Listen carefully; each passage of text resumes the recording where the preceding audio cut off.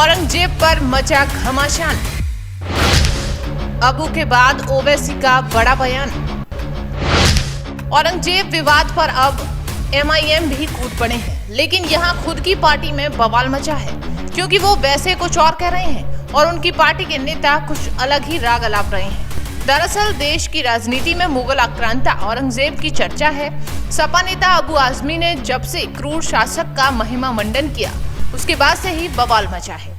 देश में उस औरंगजेब का गुणगान किया जा रहा है जिसने सिखों के गुरु तेग बहादुर का सर कलम करवाया था, गुरु गोविंद सिंह के बेटों को जिंदा दीवार में चिनवाया था, संभाजी महाराज की आंखें फोड़ती थी और नाखून उखाड़ लिए गए थे, जिसने मंदिरों को तोड़ने और हिंदुओं को मारने में महारत हासिल की थी। ऐसे न जाने कितने कुकृत्य दरिंदे औरंगजेब ने किए थे। ऐसे में उसका महिमा मंडन अबू आजमी कर रहे हैं, तो उसके बाद हंगामा मचा है। इसी बीच अबू आजमी ने माफी भी मांग ली है, लेकिन बवाल शांत होने का नाम नहीं ले रहा है। अबू आजमी का बयान, उसके बाद माफीनामा। वहीं अब ओवैसी की पार्टी भी इस मामले में कूद पड़ी है, लेकिन MIM का डबल स्टैंडर्ड यहां देखने को मिला है। एक तरफ ओवैसी कह रहे हैं कि मुझे मुगलों से क्या लेना देना, क्या वो मेरे अब्बा थे या नाना थे, तो वहीं दूसरी तरफ उनकी ही पार्टी के विधायक औरंगजेब के प्यार में पागल हुए पड़े हैं और कह रहे हैं कि औरंगजेब ने अखंड भारत बनाया था।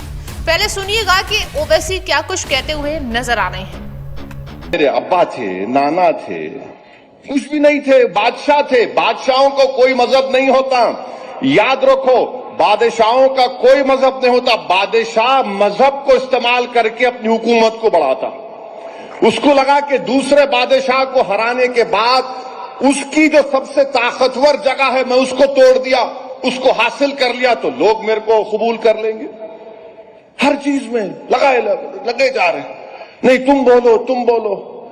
500 साल पहले बाबा हम क्या करेंगे?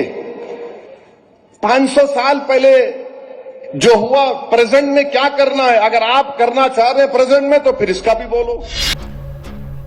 इधर ये राग अलाप रहे हैं, तो उधर ओवैसी के बिहार में इकलौते विधायक ने मुगल बादशाह को महान बताया है। अख्तर उल ईमान ने औरंगजेब को महान शासक बताते हुए इसे देश की सेवा करने, अखंड भारत बताने वाला बता दिया है। एक बादशाह जो टोपी सीकर अपनी रोजी रोटी का काम चलाया, देश के आम जनों के टैक्स के पैसों को अपने शरीर पर इस्तेमाल नहीं किया। आज भी औरंगजेब इसी मिट्टी में समा गए हैं। वो अंग्रेज नहीं थी जो लूटकर भाग गए थे, बल्कि इस देश की उसने सेवा की थी।